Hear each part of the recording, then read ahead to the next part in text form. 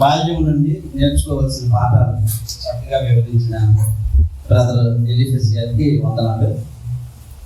అలాగే రెండవ పాఠంగాను ఏంటిది, యేసుక్రీస్తు పరిచర్య నుండి నేర్చుకోవాల్సిన పాఠాలు. అసలు యేసు ప్రభు వారు ఎందుకు రావాలి, ఎందుకు రావాల్సి వచ్చింది ఆయన అని ఆలోచించేటప్పుడు ఖచ్చితంగాను సృష్టింపక ముందు, జగత్ పునాది వేయబడక ముందే దేవుడు సంకల్పం చేశాడు ఏంటంటే ఆయనకి క్రీస్తు ప్రభువు ద్వారా కుమారుడు కావాలి. ఆ కుమారుడు ఎలా ఉండాలి, పరిశుద్ధులు నిష్కలంకులుగా ఉండాలి. ఈ కుమారుడు ద్వారా దేవుడికి ఏంటి కావాలి, కీర్తి రావాలి, మహిమ రావాలి.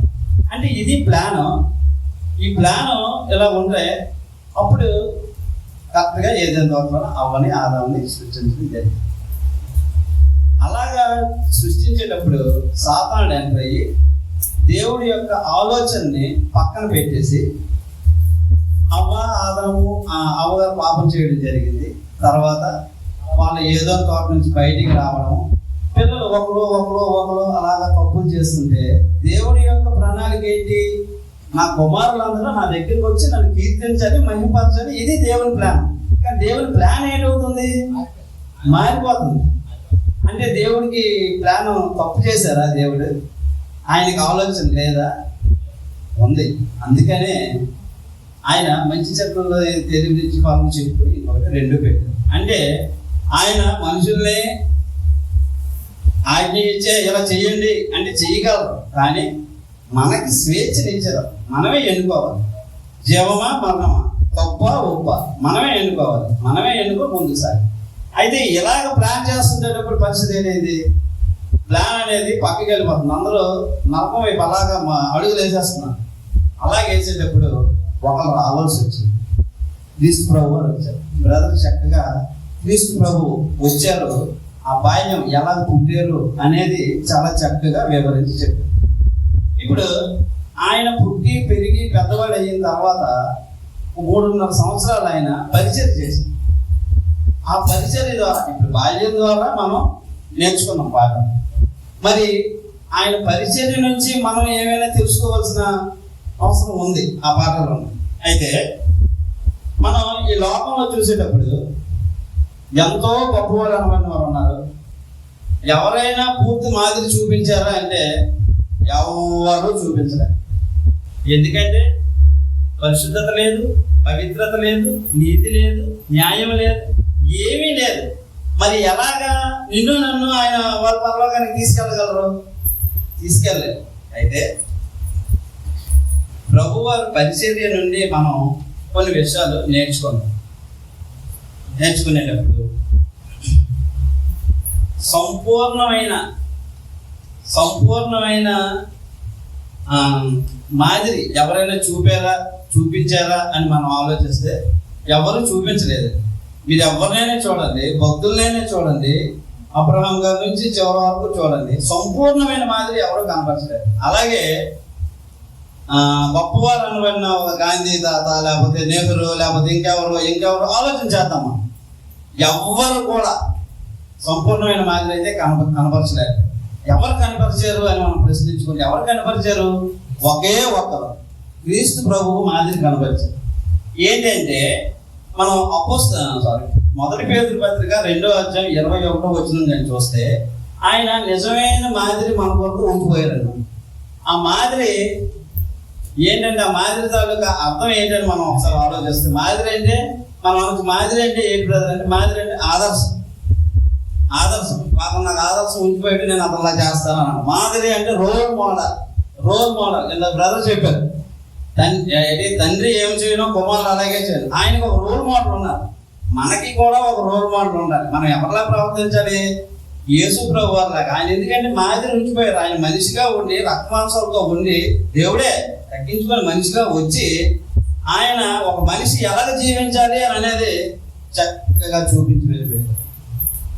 ఆయన అలాంటి వ్యక్తి పరిచర్య నుంచి మనం ఇప్పుడు కొన్ని విషయాలు నేర్చుకోవాలి.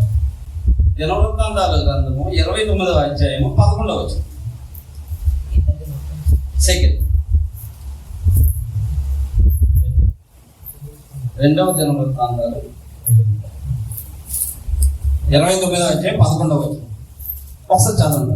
అక్కడ ఎలా ఉంటుందంటే ఆ కుమారులారా, తనకు తనకు పరిచారకులై ఉండి లోపము వేయుటకును, తనకు పరిచారకులంటే మీద ఒక మాట ఉందండి. ఎవరికి? యెహోవాకు అనొచ్చు. యెహోవాకు పరిచారకులు అన్నమాట. చదవండి. తన సన్నిధి నిలుచుటకును, ఆ, తనకు పరిచర్య చేయుటకును తనకు పరిచర్య చేయుటకును యెహోవా మిమ్మును ఏర్పరచుకొనెను కనుక మీరు అశ్రద్ధ చేయకుడి అని ఉంది. అంటే పరిచర్య చేసేటప్పుడు అశ్రద్ధగా చేస్తారా? చేయకూడదు. అంటే అశ్రద్ధకి ఆపోజిట్ వాళ్ళు మనందరికీ తెలిసిందే. శ్రద్ధతో చెయ్యాలి పరిచర్య, అంతే కదమ్మా. చాలా మంది శ్రద్ధగా పరిచర్య చేయవలసిన దీన్ని మనం చూస్తుంటాం. లోకంలో ఎంత నిర్లక్ష్యంగా పరిచర్య చేసే వాళ్ళు కూడా ఉన్నారు, బాగా చేసే పరిచర్యలు కూడా ఉన్నారు. అంటే ఏం చెప్తున్నారంటే పరిచర్య అనేది శ్రద్ధగా చేయాలి. అయితే ఈ పరిచర్య అనే పదాన్ని గ్రీకులో మనం చూస్తే దియోకొనియా అనే పదంతో వస్తుంది అనమాట. దీని అర్థం ఏంటంటే గ్రీకులో దియోకొనియా అనే పదంతో వస్తుంది ఇది. దీని అర్థం ఏంటంటే సర్వీస్, సేవ అని అన్నారు, మినిస్ట్రీ అని అన్నారు. ఇంకటి ఏంటంటే యాజ్ ఎ సర్వెంట్ అనే పదం కూడా వాడారు. ఒక సర్వెంట్ బ్రదర్, ఒక టేబుల్ దగ్గర ఒక సర్వెంట్ చేసే పని. మనం హోటల్కి వెళ్ళేటప్పుడు ఒక వెయిటర్ ఎలా చేస్తాడమ్మా పరిచర్య? చెప్పాలి, ఏం కావాలి నీకు అని అడుగుతాడా? పరిస్థితి లేదు. చాలా ఒబిడియంట్గా. ఒకవేళ అలా చేసిన వాళ్ళు కూడా అశ్రద్ధ అని పదం వాడు అలా లేదు. కానీ నిజంగా ఎలా చేయాలి? శ్రద్ధతో చేయాలి. ఎలాగంటాడు? వెంటనే పక్కనేది ఇవ్వాలి, ఇంగ్లీష్ వస్తాయి, లేదంటే ఏం కావాలన్నా ఇది తేవరా, ఇది తేవరా. పరిచర్య అనేది చేసే విధానం ఇది. ఫస్ట్ ప్రతి ఒక్కరూ పరిచర్య చేసుకుని తెలియవలసిన పని. అలాగే హెబ్రీలో కూడాను ఒక పదం వాడారు, దాన్ని అవాద్ అన్నారు. దాన్ని దాసునిగా అనే పదం ద్వారా వస్తుంది.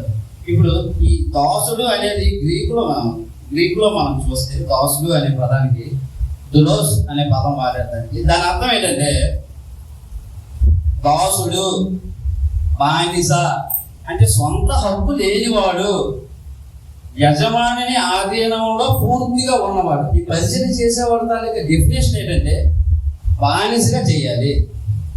బానిస అంటే నీ ఇష్టానుసారం వద్దని. వాక్య ప్రకారంగా నడిచేటప్పుడు నీ ఇష్టానుసారంగా వాక్యాన్ని బోధించి నలుగురిలో పెట్టద్దని. ఇంకేటన్నాడు? సొంత హక్కులే ఉండకూడదు. ప్రభు ఏం చెప్పితే, ఆయన ఏ మాదిరి చూపిస్తే ఆ మాదిరిగా చెయ్యాలి తప్ప ఇతను ప్రభు ఇంకొక మాదిరి చూపించి ఇంకొక మాట చెప్పారు, నేను ఇంకో పని చేస్తే అవుతుందా? సమస్య లేదు. అందుకే ప్రభు అన్నారు ఏంటని, ప్రభు నన్ను పిలిచి ప్రతి వాడు నా దగ్గరికి రావడానికి ప్రభు అని అంటున్నాడు. ఇప్పుడు బైబిల్ పట్టుకొని, కానీ ఆయన చెప్పినట్టుగా చేసేది ఎక్కడ ఉండాలి కదా. ఫస్ట్ ఇది ఉంటేనే అప్పుడేమన్నారు? అక్రమం చేయగలరా నా వద్ద తొలగలు అని అన్నారు. అంటే క్రమము చేసేవారు ఉండాలి. క్రమము ఏంటి? వాక్యం ద్వారా మనం క్రమం అనేది తెలుసుకుంటాం. అలాంటప్పుడు ఏంటంటే అయితే ఒకటి మనం ఆలోచించాలి, ఈ పని ఎవరికి చేస్తున్నాం మనం ఈ పరిచర్య? అంతే కదా. పరిచర్య తాలూకా డెఫినేషన్ తెలుసుకున్నాం, ఎవరు చేసేది తెలుసు. అసలు ఎవరికి చేస్తున్నాం ఈ పరిచర్య అంటే దేవుడికి చేస్తున్నాం. అశ్రద్ధతో కాక శ్రద్ధతో చేయాలంటే ఎవరికి? దేవుడు. ఎవరు? ఓ దేవుడు సర్వశక్తిమంతుడు, సర్వాంతర్యామి, సర్వజ్ఞుడు, ఉగ్రుడు, ఉపకారి, ఎవ్రీథింగ్, అన్నిటికీ. ఎలాంటి దేవుడికి పరిచర్య చేసేవాడు ఎలా ఉండాలంటే అశ్రద్ధతో ఉండకూడదు. దినవృత్తాంతాలు 29:11. అయితే ప్రభువారు పరిచర్యను ఆయన జీవితంలో ఎంత చక్కగా చేసి చూపించారనేది ఆయన జీవితం ద్వారా మనం కొన్ని పాఠాలు నేర్చుకుంటాం. ఓకే,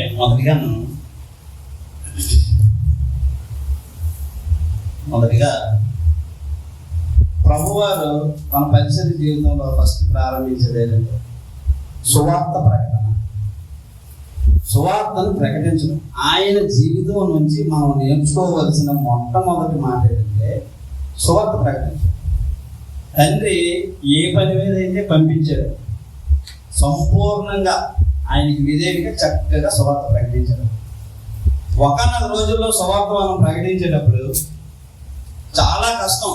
కొండల మీద చెల్లి నడవడం, సైకిళ్ళ మీద వెళ్ళడం, ఇలాంటి పరిస్థితిలో ఉండేది. ఇప్పుడైతే చాలా సులువు, చాలా హ్యాపీ. చక్కగా బండి వేసుకుంటాం, నీట్గా ట్రక్ వేసుకుంటాం, ఎక్కడ కావాలంటే అక్కడ బ్రదర్కి ఫోన్ చేస్తాం, నేను వస్తాను, నువ్వు అక్కడ ఉండు, నాకు అన్ని సమకూర్చు అంటాం.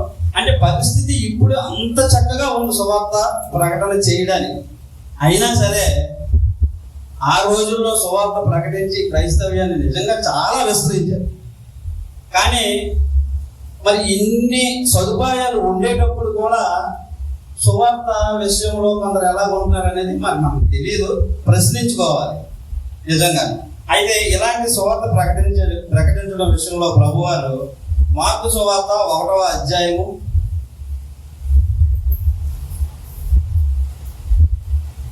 14-15 వచ్చి.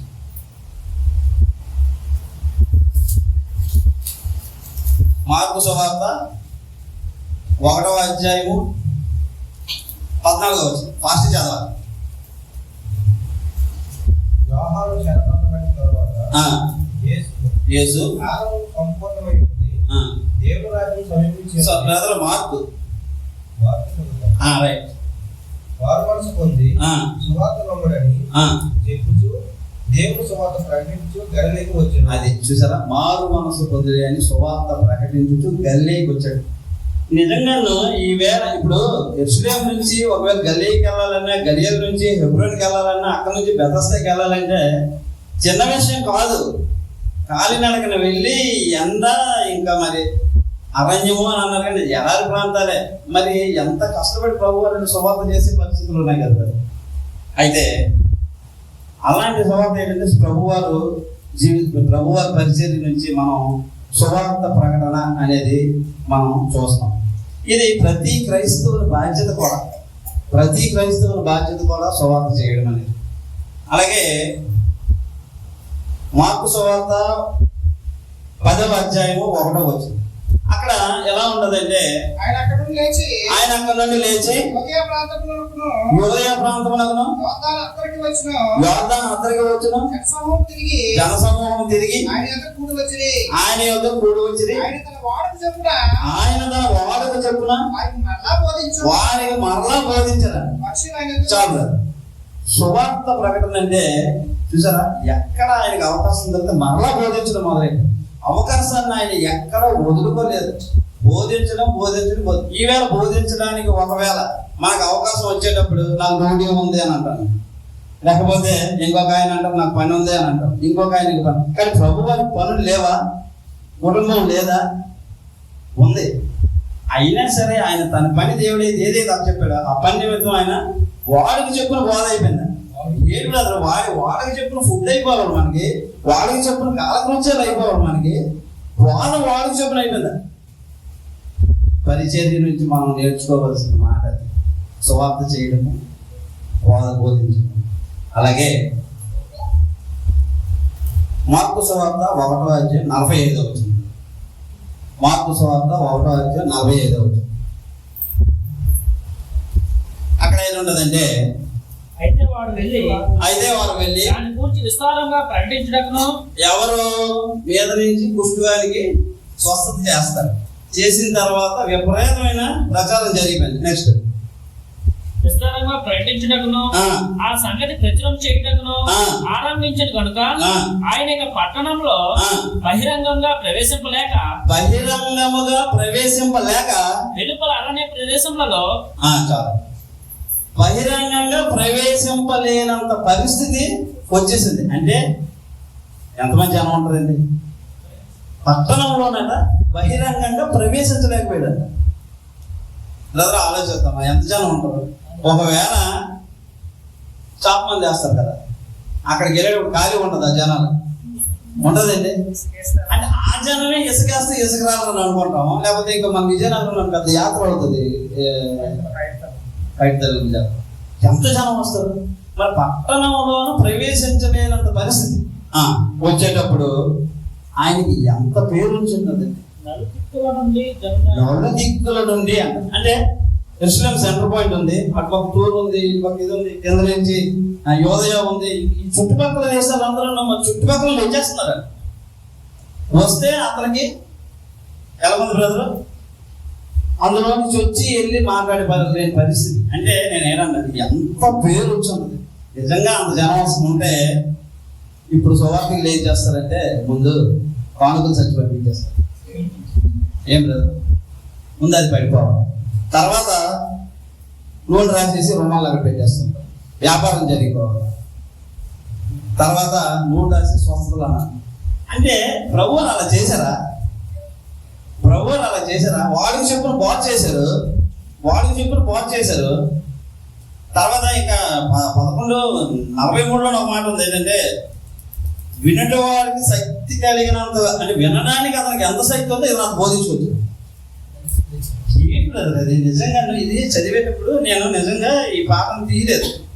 ఇక బాబు అబ్జెక్ట్ కదా తీసి చదువుతుంటే నిజంగా నువ్వు దేవుని సేవ ఒళ్ళు జలదలేం చేస్తుంది, ఇది ఎలా చేయాలా అని అనిపించే ఇది వచ్చింది.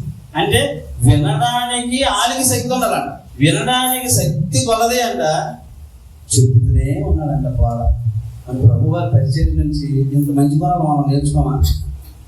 అందరమే వాక్యం నేర్చుకున్నారని ఇక్కడ టీచర్స్ కూడా ఉన్నారు.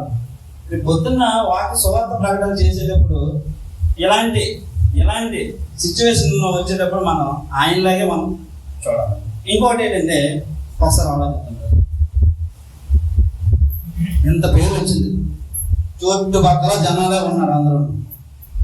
సువార్త ఎలా ఉండదు పరిస్థితి, సంచి పెడతాడు అన్నాను కదా, వాళ్ళు బంగారు ఫ్రెండ్స్ అసలు మాట్లాడతాడా, నువ్వు సైలేమంటాడు. ముందేంచి ఎవరు వెనకాల గమ్యంలో వీళ్ళందరూ ఎస్కాప్ స్టార్ట్ అయిపోతారు. ప్రభు అలాగేం చూసుకోలేదు, అలాగేం చేయలేదు. ఆ జీవితం నుంచి మనం చాలా నేర్చుకోవచ్చు. ఆయన నిజంగానూ చూసేటప్పుడు ఎంత పేరు వచ్చి ఉండదో. కానీ ఇప్పుడైతే అలాంటి పరిస్థితి ఉందంటే నిజంగానూ చెప్పులు మోయడానికి ఒకటి కావాలి. ఏదమ్మా ఇది ఎవరు చెప్పారు అంటే ఇలాంటి పరిస్థితి. కానీ ప్రభువారి జీవితం చూసి, ఆయన పరిస్థితి చూసి మనం నేర్చుకోవాల్సింది ఏంటంటే, ఆహా, బోధించడానికి ఎంత శక్తి ఉందంత, వినడానికి ఎంత శక్తి ఉందంత, జనాలు అంత పరిచర్య, అంత బలం. అసలు జనాలు ఆయన అడిగితే కాదంటారు ఎవరైనా, అవివే అసలు ఆయన భూమి మీద నేను రాజు చేసేస్తాను అన్నారు డైరెక్ట్గా. నువ్వు రాజువే, అసలు వాళ్ళందరూ ఇంక వేసి నువ్వే రాజు అని అడిగారు. అలాంటిది ఒకటి సువార్త ప్రకటించడం అనేది ఒక పాయింట్. రెండవది, ఆయన పరిచర్యలో శిష్యుల్ని ఏర్పరచుకున్నాడు. అంటే ఒక్కరు పనిచేయడం చాలా కష్టం కదా, శిష్యుల్ని ఏర్పరచుకున్నాడు. శిష్యుల్ని ఏర్పరచుకోవడంలోనే మత్తయి 10వ అధ్యాయంలో చూసేటప్పుడు శిష్యుల్ని ఏర్పరచుకున్నారు. ఏర్పరచుకొని శిష్యులకి కొన్ని శక్తులు ఇస్తారనమాట. ఎలాంటిదంటే శక్తి అనొచ్చు, తలంత అనొచ్చు, దేవుడి తలగా వరం అనొచ్చు, ఇంకోలా తీసుకోవద్దు. మీరు వెళ్ళండి, స్వస్థతలు చెయ్యండి అన్నాడమ్మా. స్వస్థతలు చేయండి అని అన్నారు. ఇంకోటి, దెయ్యాలను వెళ్ళగొట్టండి అని అన్నారు. ఒకసారి చదవండి 10వ అధ్యాయము.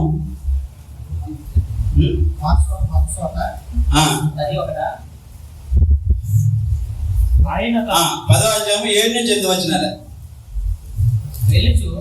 10వ అధ్యాయం 7 నుంచి 8. పరలోక రాజ్యము సమీపించినదని ప్రకటించుడి. ఆ శిష్యులకి చెప్తాను, పరలోక రాజ్యం సమీపించింది, మారు మనసు పొందండి, బాధ్యత అని చెప్పారు శిష్యులకి. ఒకటి, రోగులను స్వస్థపరచుడి, చనిపోయిన వారిని లేపుడి, అబ్బా మా కుష్ఠరోగులు శుద్ధులుగా చేయండి, ఇంకా దెయ్యమును వెళ్ళగొట్టుడి, ఉచితముగా పొందితిరి. ఎంత మాట, ఉచితముగా పొందారు, ఉచితముగా ఇవ్వండి. ఈ బైబిల్ జ్ఞానం నేర్చుకున్నారు, వీళ్ళు ఎక్కడి నుంచో తెచ్చుకొని నేర్చుకున్నారమ్మా.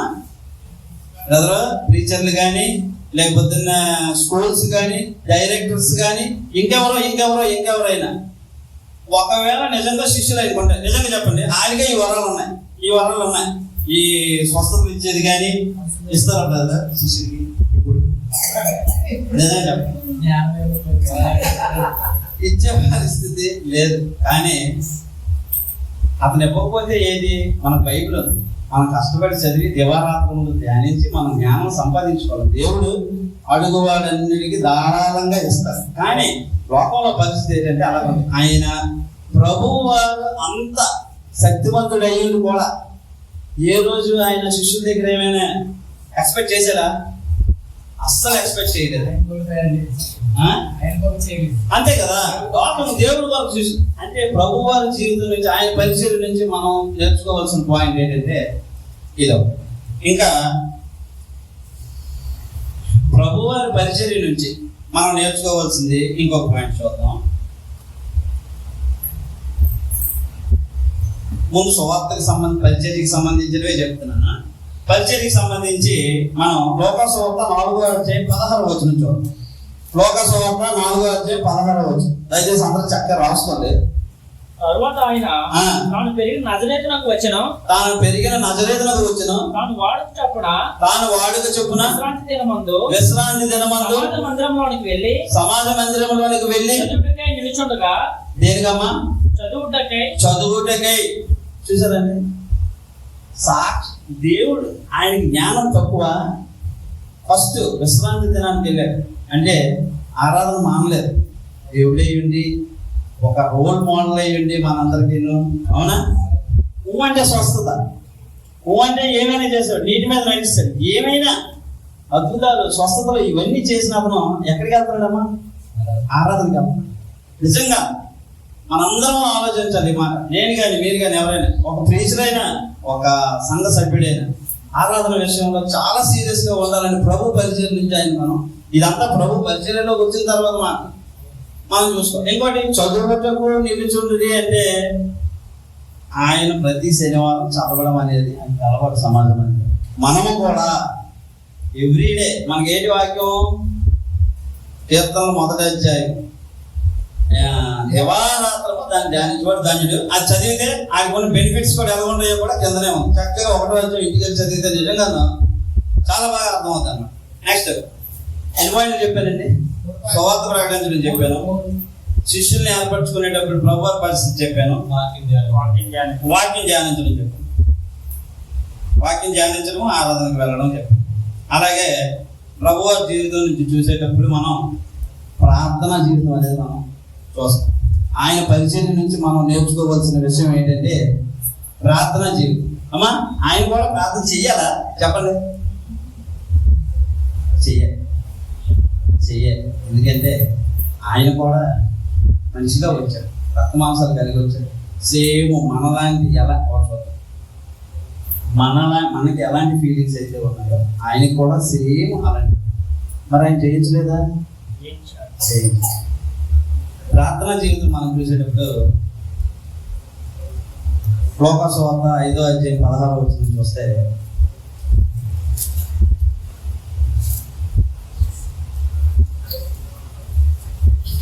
ఆయన ప్రార్థన చేయటకు అరణ్యంలోనికి వెళ్ళిచుండెను. అరణ్యంలో ఎక్కడికమ్మా? అరణ్యంలోనికి.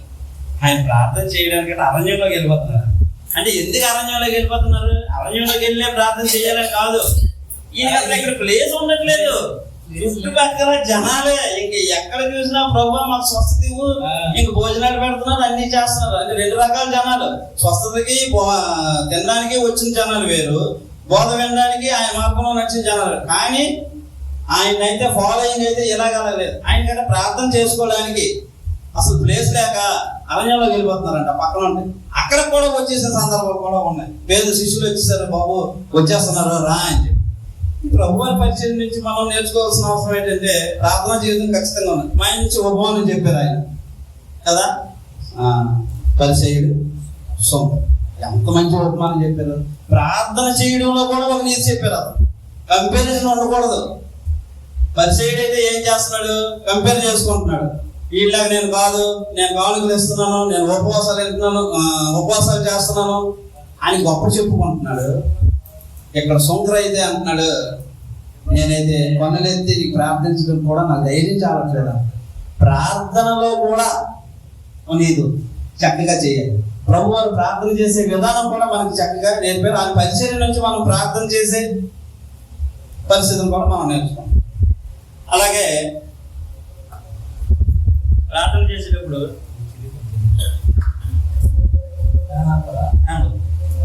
ప్రార్థనా జీవితంలో ఆయన ఇంకో చూద్దాం. శిష్యులట ఎన్నుకునేటప్పుడు ముందు ఆ రోజు రాత్రి అంతా వెళ్ళి ప్రార్థన చేశారు. అదే అది ఎక్కడ కనిపిస్తుంది అంటే లోకసువార్త 6వ అధ్యాయము 12-13 వచ్చిన చూడండి ఒకసారి. 12 మందిని శిష్యుల్ని ఏర్పరచుకునేటప్పుడు ఆయన వెళ్ళి ప్రార్థన చేసేవారు. ఆ దినములందు ఆయన ప్రార్థన చేయడం కొండకు వెళ్ళి దేవుని ప్రార్థించేందు రాత్రి గడిపి ఉదయం అయినప్పుడు ఆయన శిష్యులను పిలిచి వారిలో 12 మందిని ఎన్నుకున్నాం. అంటే ఇప్పుడు దీన్ని బట్టి మనం ఒక సందర్భం చక్కగా అర్థం చేసుకోవాలి. ఏంటంటే ప్రతి క్లిష్టమైన పరిస్థితి అప్పుడు, లేకపోతే ప్రతి ఇంపార్టెంట్ అయిపోయినప్పుడు, ఎవ్రీడే ప్రతి సమయం అన్న ప్రార్థన అవసరం. మనకి మొదటి దశలో కనిపిస్తుంది కదా, ఎడతెగక ప్రార్థన. కాబట్టి ప్రతి విషయంలో ప్రార్థన ప్రభు వారు మనకి మాదిరిగా చూపే ఉన్నారు. ఆయన పరిచర్యలోంచి మనం తెలుసుకునే వారంగా ఉన్నాం. ఓకే, ప్రార్థన జీవితం. ఇంకా ఆయన పరిచర్య నుంచి మనం తెలుసుకోవాల్సింది మాట ఏంటంటే, ఆయన పరిచర్యలోంచి ఆయనకి జాలి కనికరం చాలా ఎక్కువ. ఒక పరిచర్య చేసే మనమైనా సరే, ఇంకెవరైనా సరే, యేసు ప్రభు వారి గుణం కలిగి మనం ఉండాలండి ఖచ్చితంగా. ఇప్పుడు యేసు ప్రభు వారి గుణం ఈ జాలి కరుణ లేకుండా నేను ఎలా పరిచర్య చేస్తాను? కష్టంలో ఉంటాడు ఒక అతను. ఆయనకి నేను ఇంక నాలుగుతోని మాటతోనే అని అన్నాడు. యాకోబు చెప్పినట్టుగా నాలుగుతోనూ మాటతోనూ కాక అని ఉండదు కదండి వ్యవహారం. అంటే అలాగ చేస్తే అది జాలి కనకరం అవుతుందా? అలాగ అవదు. ప్రభు వారు ఎలా చూపించారంటే మత్తయి సువార్త 15:32 వచనంలోనే ఆకలిగా ఉన్న వారిని చూసి కనికరపడి భోజనం పెట్టాడు. అసలు ఆయనకి ఆకలిగా ఉన్నాడంటే, ఆకలిగా ఉన్నవాడికి చూసి భోజనం పెట్టాడంటే ఆయనకి ఎక్స్పీరియన్స్ ఎక్కడ వచ్చింది? ఆయన 40 రోజులు ఆకలితో ఉన్నారు. ఆ బాధ ఏంటో ఆయనకి ఖచ్చితంగా తెలుసు. కాబట్టి ఆకలితో ఉన్నవారిని ఆయన భోజనం పెట్టాడు. అలాగే అలాగే మత్తయి సువార్త 14:14 చూసేటప్పుడు రోగులను చూసి కనికరపడి స్వస్థత పడి. ఇంకోటి ఏంటంటే లోకసువార్త 17వ అధ్యాయము 7 నుంచి 11-17 వచ్చిన చూసేటప్పుడు ఒక విధవరాలు ఉంది. విధవరాలను చూసి తెగజాలి పడిపోయాడండి. అబ్బా, ప్రభు వారు నిజంగా చాలా గ్రేట్ అండి. ఆ విధవరాలు భర్త లేడు, ఒక్కగా ఒక కొడుకు చనిపోయాడు. పాడిమెంచి అలాగా తెస్తున్నారు. అందరూ మాట్లాడుకుంటున్నారు. చూశారు, చాలా కనికరం. ఎలా బ్రతుకుతుంది ఆవిడ? ఆకలి బాధ ఏంటో ఆయనకి బాగా తెలుసు కదా, ఎంత వేదన పడిపోయాడు. ఆ 40 రోజులు మనం చూస్తే పర్ణమేట్ సినిమా మీ అందరూ ఎంతమంది చూసారో నాకు తెలియదు, కానీ అక్కడ చాలా చక్కగా చూపిస్తాం. దాహంకి ఆకలికి ఎలాగైపోయి ఎంతో ఇబ్బంది పడ్డాడు. అంటే ఆ బాధ ప్రతిదిన బ్రదరు అమ్మా, మనం కూడా ఈ ఆకలి ఇవన్నీ మనం ఫేస్ చేస్తాం కదా. మరి మన సహోదరికి ఏదైనప్పుడు ఖచ్చితంగా మనం అలాంటి గుణం కలిగి ఉంటాం. అప్పుడే నిజమైన క్రైస్తవుడు అవుతామా? బ్రదర్ అందుకే అన్నాం ప్రార్థన చేసేస్తానంటే కుదరదు. ఇంకొకటి ఎన్ని పాయింట్ చెప్పాను బ్రదర్? జాలి కనికరం దయ. లేదు, నా టైం నేను పెట్టుకున్నాను 30 నిమిషం. అయితే ఇంకో అమ్మ బోర్ పడుతుంది కదా. ప్రభు వారి జీవితం ఆయన పరిచయం నుంచి ఆయన చేసిన పని కదా, మనకు బోర్ కొట్టదు. నెక్స్ట్ ఆయన పరిచయం నుంచి మనం తెలుసుకున్న విషయం ఏంటంటే విధేయత, వినయం. ఆయన ఫిలిప్పీ పత్రికలోన 5వ అధ్యాయం 8వ వచనం అంటారు. ఒకసారి చదవండి. 2:5 నుంచి 2:5 క్రీస్తు యేసునకు కలిగిన ఈ మనస్సు మీరును కలిగి ఉండుడి. క్రీస్తు యేసునకు కలిగిన మనస్సు మీరును కలిగి ఉండుడి. ఒకసారి అండి, ప్రతిదీ ఇప్పుడు చెప్పిన 5 పాయింట్లోని క్రీస్తు యేసు మనసే. ఆయన మనసు ఏదైతే ఉందో మనం అది కలిగి ఉండాలి. నెక్స్ట్ ఆయన దేవుని ఆయన దేవుని స్వరూపం అంట. మనం డబుల్ రోల్ చూస్తుంటాం కదా, డబుల్ రోల్ చూస్తామా? గుర్తుపట్టగలమా? దేవుని స్వరూపం అంట. ఐకాన్ అంటారు, అందులో దేవుని స్వరూపం. దేవునితో సమానంగా చాలా మంది అంటారు. బుద్ధిలేడు ఏదైనా అంటారు కదా, తెలియని ఎందుకు మీ మనసులో విడిచిపెట్టకూడని భాగ్యమని విడిచిపెట్టకూడని భాగ్యమని ఎంచుకొనలేదు. కానీ మనుషుల పోలికగా పుట్టి దాసుని స్వరూపం ధరించుకున్నాడు. తను తానే రిక్తుడుగా చేసుకున్నాడు. దాసుని స్వరూపం అంటే మనం ఆలోచించాం. ఏంటమ్మా దాసుడు? ఆ రోజుల్లోనంట దాసుడు అంటే బానిస. యజమాని ఏది చెప్తే ఆ ఇంట్లో నాకు చెయ్యాలి. మనకి ఏ చెప్తుంది తెలుసు. అంటే ఏది చెప్పితే అది చెయ్యాలి. బానిసగా వచ్చారు. ఇక్కడ చూసేటప్పుడు ఆయన దానికే ఎగ్జాంపుల్ కానీ క్రీస్తు వారి యోహాను సువార్త 13వ అధ్యాయం 4-5 వచనాల్లోన శిష్యులు ఇచ్చి ఎవరు గొప్ప మాలోనే అని అనుకుంటున్నారు అందరూ. నేను గొప్ప, నువ్వు గొప్ప, ఎవరు గొప్ప, నేనే ప్రభువారి పక్కన ఉంటాను, నేనే ప్రభువారి పక్కన కూర్చుంటాను అని పేతురు అంటారు. నాకు రాయి అన్నారు, నాతో సంఘం కడుతున్నాను, నేనే గొప్ప, ఇవన్నీ అనుకుంటాను అనేటప్పుడు ప్రభువారు ఏం చేశారంటే చక్కగా ఒక పల్లెం తెచ్చారమ్మా. పల్లెం తెచ్చి వాళ్ళ కాలు కింద పెట్టేసి పాలు కడుగుతున్నారు. అంటే లోకంలో అధికారం ఎలా ఉంటుందంటే peon, superintendent, manager, divisional manager. కానీ ఎక్కడ ఎలా ఉంటుందంటే అధికారం డివిజనల్ మేనేజర్, సూపరింటెండెంట్, ప్యూన్, తర్వాత ఏజెంట్. దీని ప్రకారం ఎలా ఉంటుందంటే ప్రభువు అని చెప్పిన లెక్క అదే. నువ్వు గొప్పవాడుగా ఉండాలంటే మీ అందరి దగ్గర నేను చెప్పిన మాట వినండి అని నేనంటే ఖచ్చితంగా దాసుడు అయిపోతుంది. మీ కాళ్ళు నేను కడగాలి, చెప్పిన మాట వినండి, అలాగే చెయ్యాలి ప్రభువారు పరిచర్యలో. ఎందుకంటే దేవాది దేవుడై ఉంది. మనం ఫిలిప్పీ పత్రిక 2వ అధ్యాయం 5-8 వచనాలు చదివాం. దేవుడి స్వరూపం కలిగి ఆయన ఉంచేశాడట దాసుడు. ఎలా వచ్చాడట? పాదాలు కలిగేశాడట. మరి ఆయన పరిచర్య నుంచి మనం ఏం నేర్చుకుంటాం కదా? నిజంగా క్రైస్తవ సమాజంలో మనం అందరం నిలబడి ఎవరైనా ఇలాంటి పరిచయం చేయడానికి ఇష్టపడతారా?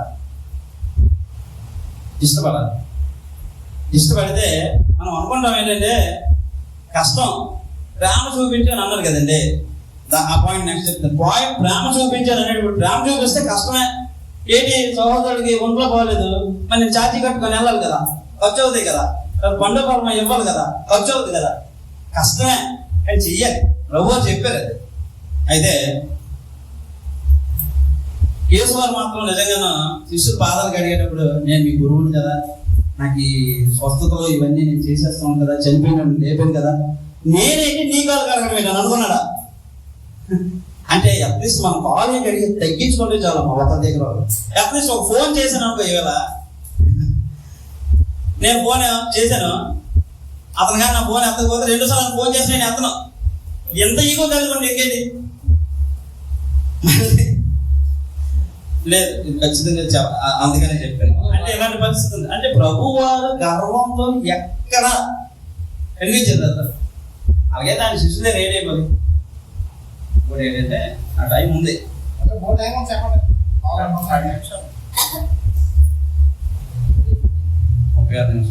ఓకే, సో అయితే ఇప్పుడు వినయము దేంతో గురించి నేర్చుకున్నాం.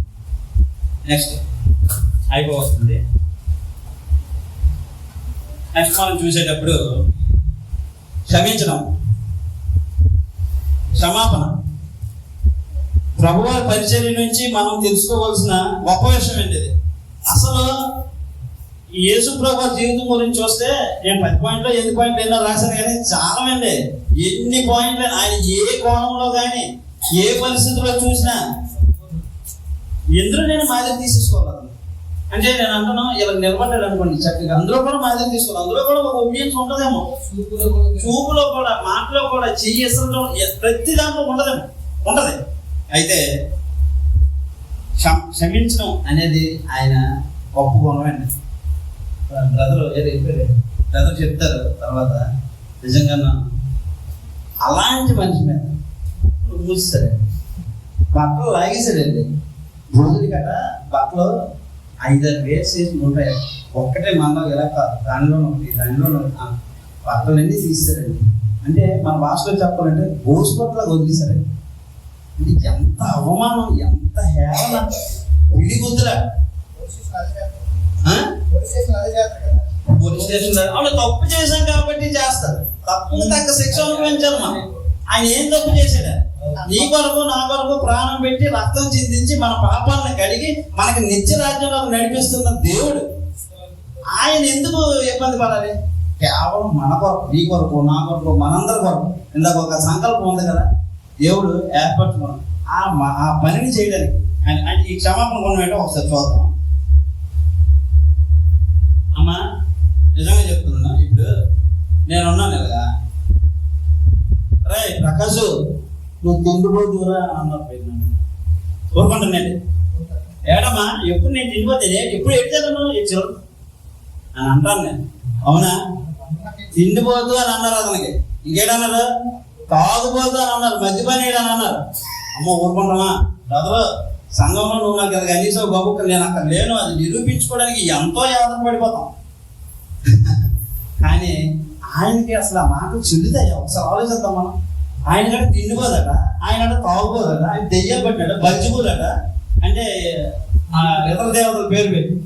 ఇది మనం ఒకసారి ఆలోచించాలి బ్రదర్. నిజంగా క్రీస్తు పరిచర్యలో మనం ఉన్నాం కదా, ఆయన చూసి ఆయన మాదిరిగా ఉన్నాం కదా మనం. మరి మనం ఈ లక్షణాలు కలిగి ఉండాలి కదా. అంటే నేను తిండిపోతే అంటే మామూలుగా చిన్న విషయం. ఏంటి బ్రదర్ ఫోన్ చేస్తే ఎత్తలేదు, చేసావా? ఎప్పుడు చేసావు? కాల్ లిస్ట్ లేకపోతే నేను పంపించడం ఏంటి ఇది అందం. అంటే ఒక చిన్న కాల్కే మనం ఒప్పుకోం. లేదా ఇంకో మాట ఏదైనా, బ్రదర్ మీరు నాకు ఎలాగన్నారు, నేను అన్నానా, ఎప్పుడు అన్నాను కావాలి. ఇవన్నీ ఆలోచిస్తే మన ప్రభు వారు ఆయన నిరూపించడం ఏటైపోవాలి. ఇంకా ఒక దగ్గర అన్నారైతే మీరు నన్ను అవమానిస్తున్నారు అని అన్నారు శాస్త్రంలో ప్రత్యేక దగ్గర 23 మీరు నన్ను అవమానిస్తున్నారు అనేసి ఆయనే అంటున్నారు డైరెక్ట్గా. అంటే ఇలాంటి వారందరినీ ప్రభు తన పరిచర్యలో క్షమించాడు కదండి. అలాగే చూసేటప్పుడు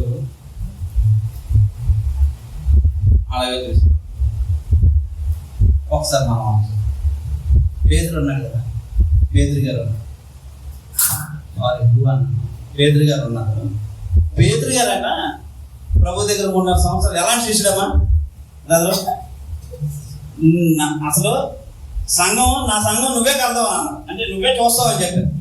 యోహాను సువార్తలో కూడా అదే చెప్పారు, నా గొర్రెలు కాయు 3 సార్లు వచ్చేటప్పుడు కాయు మేపు అతనికే చెప్తున్నారు.